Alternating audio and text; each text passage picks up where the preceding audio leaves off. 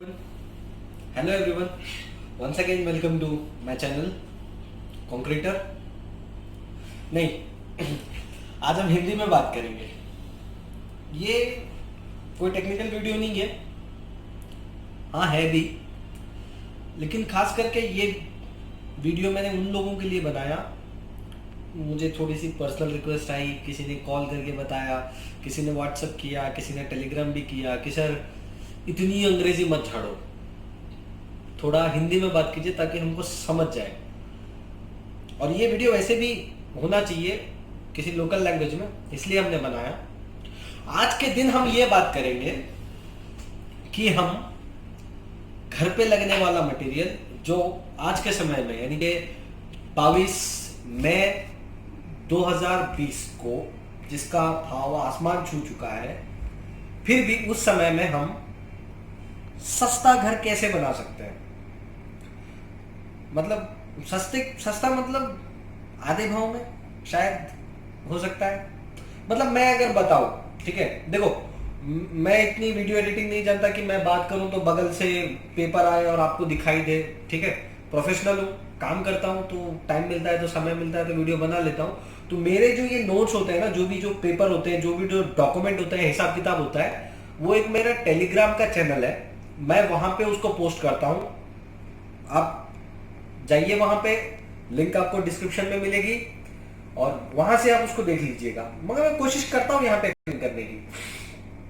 Actually मैंने 4 method बनाए हैं जहां पे एक बंदा अपने घर पे लगने वाली लागत को कम कर सकता है, सस्ते से सस्ते हिसाब में घर बना सकता है। अगर मैं बात करूं 30 बाई 40 फुट के घर की, जिसके अंदर 1200 स्क्वायर फीट का टोटल एरिया होता है और 900 स्क्वायर फीट का लगभग घर बन जाता है, सारे बाउंड्री रूल रेगुलेशन सब हटा के। तो 900 स्क्वायर फीट के एक घर के लिए मोटा मोटा मान के चलता हूँ यार। देखो, मैं किसी का घर बना नहीं रहा हूँ और ना मुझे इतना हिसाब आता है, मैंने पहले ही बताया था। शायद 1000 सीमेंट की बोरियां लगती होंगी। अगर रेत की बात करें कंक्रीट करने के लिए तो 15 से 20 टन। और रिवर साइड जो गांव में पसंद करते हैं उनकी बात करें तो वो भी 15 से 20 टन प्लास्टर के लिए, और ईंट की जोड़ाई के लिए शायद 10 से 12 टन, और कंक्रीट करने के लिए जो गिट्टी विट्टी लगती है वो 14 से 15 टन, और ईंटें तक करीब करीब 25,000 ईंटें। और टाइल्स फ्लोरिंग की बात करें तो 900 स्क्वायर फीट की वो अलग से। और आप इसका हिसाब आप जोड़ लेना अपने लोकल में जो भी भाव है, ठीक है। मैं आपको ये शीट मेरे उसमें प्रोवाइड कर रहा हूं। तो मैं यहाँ पे अभी बात करने वाला हूं भाई कि हम ये सारी चीजें तो यूज करेंगे। तो यहाँ पे कॉस्ट कहां पे कम हो रहा है, मतलब जो लागत हमारी लगने वाली है वो कहां पे कम हो रही है। तो हम यहाँ पे थोड़ा सा अपना माइंड यूज करेंगे, हमारा और आपका, कि कैसे लागत कम किया जाए। हम कैसे अच्छी से अच्छी ताकत ले, सीमेंट मिलाते हैं ताकत के लिए, तो अच्छी से अच्छी ताकत ले और भाव भी अपना कम करें।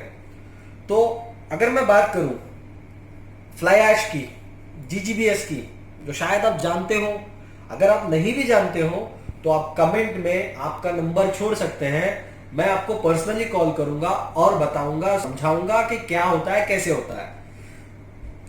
अगर फ्लाई ऐश की बात करूं ना भाई साहब, 1000 बैग मतलब होता है 50,000 केजी सीमेंट, ठीक है, मेरा हिसाब अगर सही है 50,000 केजी सीमेंट। तो इसमें से करीब करीब 50,000 केजी में से करीब करीब 15,000 केजी हम फ्लाई ऐश यूज कर सकते हैं। अगर रूल के हिसाब से जाए, फ्लाई ऐश का भाव होता है 1 से 1.5 रुपया। तो भाई साहब सीमेंट का भाव है आज के टाइम में करीब 6 साढ़े 6 रुपया केजी, 7 रुपए तक शायद होगा। तो फर्क पड़ा कि नहीं पड़ा, मोटा मोटा अगर हिसाब बताऊं तो। और उसके बाद अगर जीजीबीएस की बात करते हैं तो जो सीमेंट के जैसा ही होता है, थोड़ा सा महंगा होता है, लेकिन उसका परसेंटेज भी ज्यादा होता है, 50%, 65% तक आप उसको घटा सकते हो, ठीक है। तो उसका भाव होता है 3.5 के आसपास। तो 50% आपका भाव कम हो गया। अभी हम और आगे बात करते हैं जहां पे बहुत सारी चीजें हैं। खोल लिया मैंने। रेत, जहां पे हम नदी की रेत की बात कर रहे हैं वहां पे हम डायरेक्ट एम साइड या पी साइड यूज कर सकते हैं।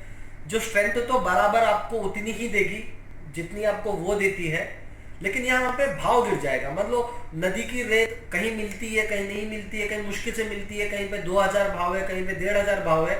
लेकिन ये जो पी सैंड और एम सैंड की बात कर रहा हूँ ना, ये 600-700 में आसानी से आपको कहीं भी मिल जाएगी। और इससे आपकी लागत में फर्क पड़ेगा, क्वालिटी में कोई फर्क नहीं पड़ने वाला। और फ्लोरिंग की बात करें, जहां पे हम टाइल्स यूज करते हैं, जहां पे हम महंगे महंगे ग्रेनाइट वगैरह यूज करते हैं घर की डेकोरेशन के लिए, भाई यार बंदा जिंदगी में एक बार घर बनाता है और यो बनाए जो खुद ही को पसंद आए, तो फिर क्या काम का है कि नहीं। तो फिर बंदा कोशिश करता है कि भाई टाइल्स डालूं, अच्छी सी अच्छी डालूं, कलर वाली डालूं। तो इसके लिए हम क्या करते हैं, अभी कलर भी रहेगा, टाइल्स भी रहेगी, लुक भी रहेगा, डिजाइन भी रहेगा, सब कुछ रहेगा, लेकिन बस टाइल नहीं रहेगी, ग्रेनाइट नहीं रहेगा। वहां पे हम जाएंगे कलर्ड कंक्रीट के लिए। अब ये कहोगे घूम फिरा के साला वहीं पे आता है कंक्रीट पे, यार आना पड़ता है, क्या करूं, कलर कंक्रीट पे जाते हैं। और अगर बात करें और थोड़ा आगे आते हैं, जहां पे हम अभी लेबर लगा के जो है ना घर पे कंक्रीट करवाते हैं, या फिर मटेरियल सारा रेत गिट्टी पत्थर लगवा के मिलवा के डलवाते हैं। भाई साहब एक होता है आरएमसी करके, जहां पे कंक्रीट ला के देते हैं घर तक, ठीक है, वो कास्ट करके देते हैं। तो वहां पे क्या हमको क्वालिटी की एश्योरेंस मिलती है, और साथ में दूसरी चीज ये होती है ना कि वेस्टेज कम होती है, पैसे का सही इस्तेमाल होता है, सही हिसाब होता है। और मेरा मानना है ना, मेरे पिताजी कहते हैं कि भाई यो कमा मत, मतलब कम कमा, लेकिन भाई खर्च भी वही कर जहां जरूरत है, फालतू के खर्चे कम कर ले। अगर फालतू के खर्चे कम करेगा ना तो ज्यादा कमाने की जरूरत ना पड़ेगी। तो भाई तो मेरा बस ये मैसेज है, शायद मेरी भाषा आपको समझ नहीं, लेकिन पहला हिंदी वीडियो है तो आते आते मैं मेरी भाषा भी ठीक कर लूंगा। हम कोशिश करेंगे कम से कम लागत में घर कैसे बनाए, ये सिर्फ कहना नहीं है, करके दिखाना भी है, ठीक है। तो आप एक बार ट्राई कीजिए, मेरे कमेंट सेक्शन में जाके आपका नंबर छोड़ दीजिए ताकि मैं आपको कॉल कर सकूं, और जब आपको पता चल जाए तो आप और लोगों को भी बताइए, specially civil engineers. If you want an opportunity to do the business along with these all data, along with this all information, then please don't hesitate to contact me, okay, and subscribe my channel on Telegram, Sohini Concrete and Technologies, to get the theory note and detailed sheet with the calculation. Namaskar.